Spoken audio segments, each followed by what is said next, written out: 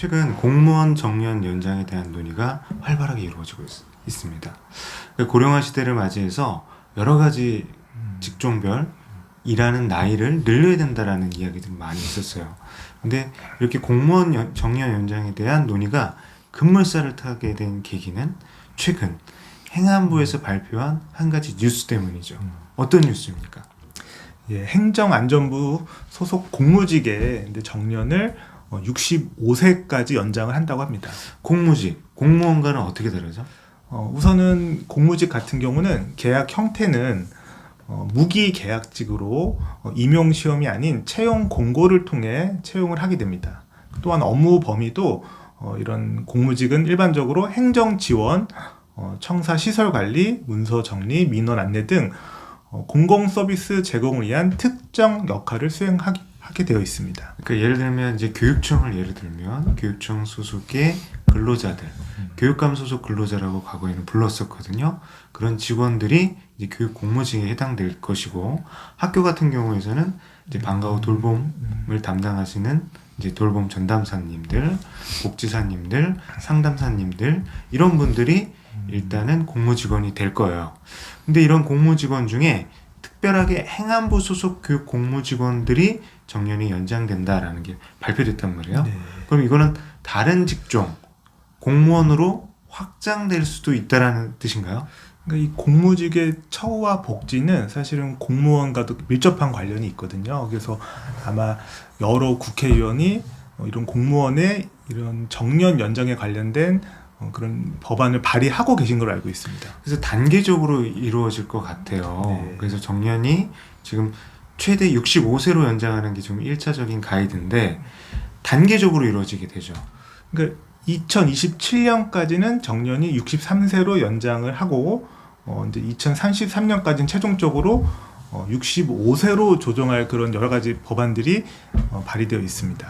과거에 보면 이제 교사를 예를 들면 정년이 65세였다가 62세로 이제 줄어들었고 이제 다시 65세로 늘리려는 거죠.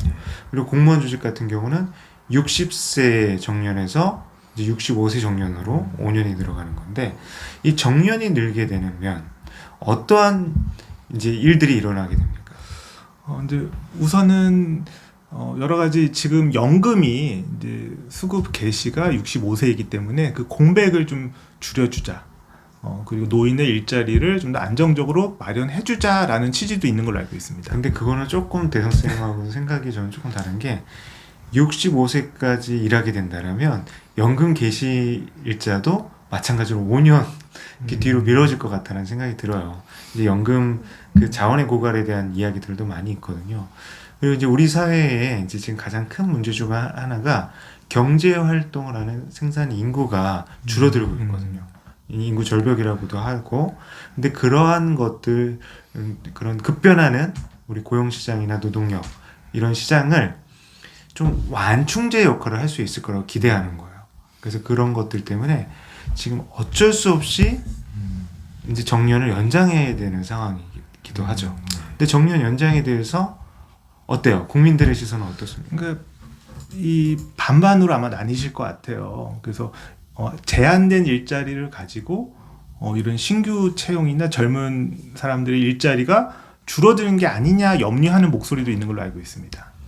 근데 지금 정년 연장은 지금 100세 시대, 150세 시대까지 이제 이야기들을 하고 계시거든요. 어떤 필수 불가결한 요소라고 생각이 돼요.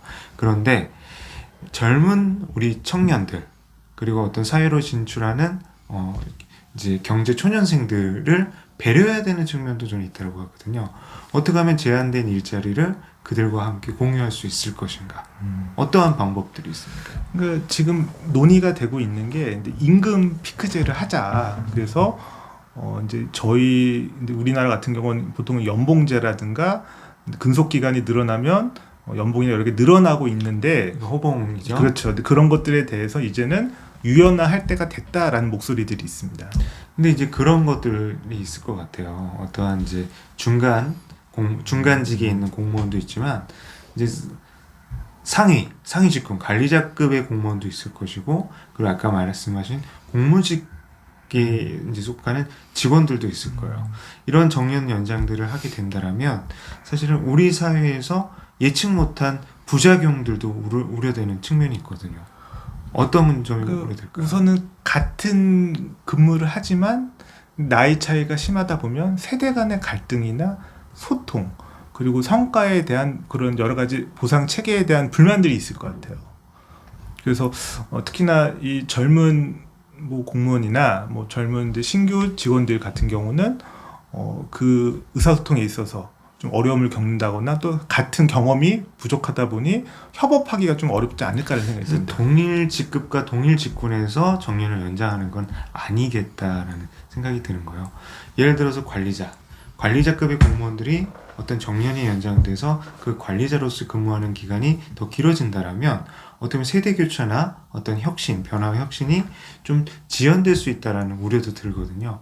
그런 부분들 때문에 어떤 보직을 그들이 갖고 있는 전문성을 활용하지만 보직을 순환하게 하자. 혹은 그들이 갖고 있는 경험과 노하우를 기부할 수 있는 형태를 하자. 그러니까 이제 앞으로 우리 사회가 하나의 직업으로 지속적으로 어떤 일을 하면서 사는 사회는 아닐 것 같아요.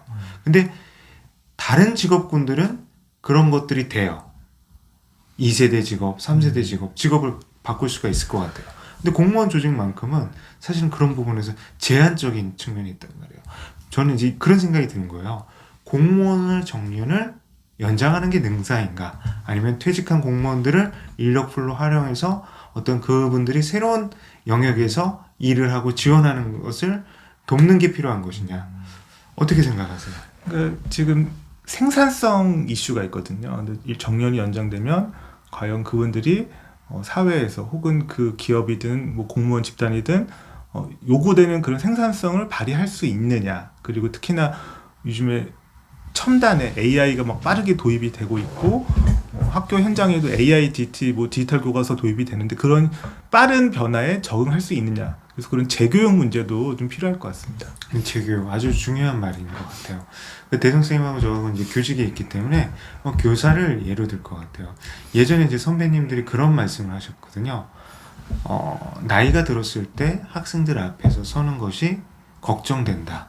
물론 그렇게 말씀하시는 선생님들일수록 더욱 열심히 자기 개발을 하셨고 학생들과 소통하기 위해서 노력하셔서 되게 모범이 되셨어요. 근데 이제 제 3자의 입장에서 우리 선생님들의 연령대가 높아진다라면 그 부분은 우리 학생들에게 어떤 전인적인 성장을 지원하는 선생님으로서 역할이 좀 제한되지는 않을까? 이런 걱정을 할 수 있단 말이에요. 그런 것들에서 대성 선생님 생각은 어떠세요? 그러니까 이 생애 주기가 있고 단계가 있는데 이제 과거에는 뭐 완숙기가 있고 뭐 그 여러 가지 단계가 있었잖아요. 이제 생애 주기가 길어지다 보면 재교육도 받고 그다음에 그런 자신의 경험을 살려서 멘토링을 한다거나 뭐 어떤 교사 교육 활동에 자문을 한다거나 뭐 상담 교사나 진로 교사 여러 가지 조금 현재는 모든 교사들의 이제 나이가 들어도 하는 업무나 역할이 비슷한데 이제는 좀 다양화해야 되지 않을까라는 생각이 듭니다. 그런 부분에서 저는 공무원사의 어떤 정년 연장의 하나의 어떤 변화의 촉매가 될 수도 있다는 생각이 들어요. 교직사회도 마찬가지고 공무원사회도 마찬가지지만 그들이 갖고 있는 강점에 주목해야 되고 아까 대 선생님이 말하는 것처럼 생애 주기별로의 어떤 재교육, 연수체제 강화가 필요한 것 같아요. 그래서 이제 해외 같은 사례들을 살펴보면 일본에 좀 주목할 필요가 있을 것 같아요. 이 일본은 고령화 사회에 빨리 진입했고 그리고 이제 어떠한 나이가 이제 중장년층 이상의 연령층이 노동력들을 활용할 수 있는 그리고 그들이 그 속에서 어떠한 역할을 할 수 있는 그런 지원 방안들을 마련한 걸로 알고 있거든요. 어떤 것들이 있습니까? 그래서 일본 같은 경우는 선택을 할 수 있다라고 들었거든요. 그래서 나의 건강 상태라든가 나의 이런 여력이라든가 여러 가지 상황에 따라 선택을 하고 거기에 맞춰서 새로운 근로계약이라든가 어떤 역할을 부여받는 걸로 알고 있습니다. 그리고 이제 이게 조금 섣부를 수도 있지만 우리 사회에서 노인이라는 그런 것 용어 속에 담긴 많은 고정관념들이 있어요. 그 고정관념을 깨야 될 것 같아요. 제가 이제 주변에서 만나는 우리 선배님들 보면 사실 60대는 예전으로 치면 40대 그런 느낌도 들어요. 어떤 자기 관리와 어떤 자기 개발을 위한 어떤 노력을 통해서 굉장한 조직적으로든 신체적으로든 정신적으로든 그냥 젊음을 유지하고 있거든요. 지금 현재 우리나라의 노인 인구가 몇 세인지 알고 계세요? 한 60세라고 생각이 되거든요. 제가 알기로는 65세가 되면 이제 지하철 무료 탑승이 가능한 이제 경로 우대를 받게 되거든요. 근데 과연 우리 사회에서 지금 현재 65세가 노인이라고 볼 수 있을 것인가? 그 부분은 한번 세계로 둘러봤으면 좋겠어요. 지금 미국의 바이든 대통령, 그 다음에 트럼프 후보, 지금 연령대가 어느 나이대인지 아세요? 80대로 알고 있습니다. 이제 70대죠. 70대인데 지금 한창 현역에서 활동하고 계시거든요. 그 부분에 있어서 우리가 젊은이들의 어떤 취업을 막는다라는 것보다 인구 구조에 대한 변화를 인식하고 각 연령대에서 할 수 있는 역할들을 주목해야 될 것 같아요. 그리고 이제 과거처럼 이제 호봉제, 관료주의 사회에서는 연차가 쌓일수록 계속 이제 어떤 그런 호봉이 높아져요. 그러면서 사실은 권위의식도 생기거든요. 그리고 그런 권위의식이 있다 보니까 이제 경직되는 그런 조직 체계가 되는 거예요. 그 틀을 깰 필요가 있다라는 거죠. 지금 우리나라 지금 IT 기업들이나 어떤 대기업들은 서로 직급을 부르지 않고 수평적인 의사소통하려고 노력하잖아요. 그래서 저도 미국의 예를 좀 들고 싶어요. 미국에서는 1978년도에 연령 차별 금지법을 도입을 했습니다. 그래서 40세 이상의 직원이 연령을 이유로 차별을 받지 않도록 하고 있다라고 합니다. 그래서 연령과 상관없이 본인의 성과에 따라 고용이 되고, 그리고 정년이 없는 연금 시스템으로 본인이 건강이라든가 직무 능력이라든가 어떤 성과를 낸다고 한다면 얼마든지 그 조직에서 일을 할 수 있고, 그런 것에 대한 유연함이 있거든요. 그래서 물론 해고의 유연함도 있지만 본인이 능력만 있다라면 얼마든지 일할 수 있는 그런 사회적인 좀 분위기가 좀 바뀌어야 되지 않을까라는 생각이 듭니다. 그래서 지금 이제 IT나 어떠한 개인이 갖고 있는 능력을 중시하는 직종, 예를 들어서 프로그래머 같은 경우는 이미 평생의 직장이 돼버렸어요. 뭐냐면 프로그래밍에 대한 어떤 역량이 있다라면 20대건 젊은이건 60대건 40대 주부건 그들 다 어떤 동등한 인정을 받고 그 속에서 협력과 경쟁을 하거든요. 제가 항상 이제 외국의 이제 수평적 조직 문화 중에 인상 깊은 것 중에 하나가 타운홀 미팅이라는 거예요. 타운홀 미팅. 미국의 이제 대선 후보들 같은 경우들, 뭐 해리스 후보든 트럼프 후보든 이 타운홀 미팅하는 게 굉장히 인상적이었거든요.